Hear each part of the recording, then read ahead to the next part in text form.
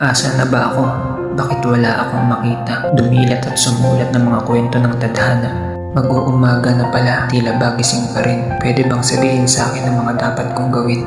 Kasi nakakatulala, para akong nawawala. Tinanggalan ng iyong presensya, para akong nakawala. Ginawa ang sariling gusto, alak, sugal at sigarilyo. Yan ang dating buhay ko nung wala pa ako kay Kristo. Inumaga kagabi, ang gabi naging umaga. Dilat aking mata habang kasama ang barkada. Hoy, pasyat ka naman dyan, bilisan ng tagayan. Kanina pa ako rito, paikutin mo na yan. Teka, may yosi ka na ba? Eto 20 pandagdag. Ilan sa tropa ko ay kwento lamang ang ambag. At nagkaroon ng kaguluhan, kanya-kanya ang kulasan. Ilan sa amin tinamaan at ang iba nasa kulungan. Paulit-ulit lang ang buhay kong tila walang pakinabang. Pag tinanong ako, sagot ko'y wala akong kinalaman. Umaga na pala, tila ba gising pa rin. Wala akong kasama kahit na anong gawin. Naiwan mag-isa, walang kasamang magluksa.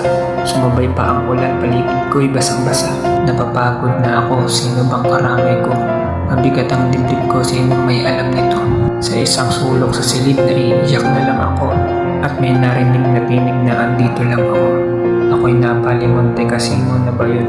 Wala akong kasama, ngunit naririnig ko yun. Anak, pagod ka na, ako ang iyong pahinga. Di kita iiwan, di ka lilimutan pa. Akin na ang iyong kamay kasi pupunasan ko. Wala na ang dahas nito sapagkat lilinisin ko. Pakatatandaan mo itong sasabihin ko. Limot ko na ang kasalanan at ikay gagamitin ko. Mahal kita anak, magpakailanman. Tandaan mo yan, hindi kita kinalimutan.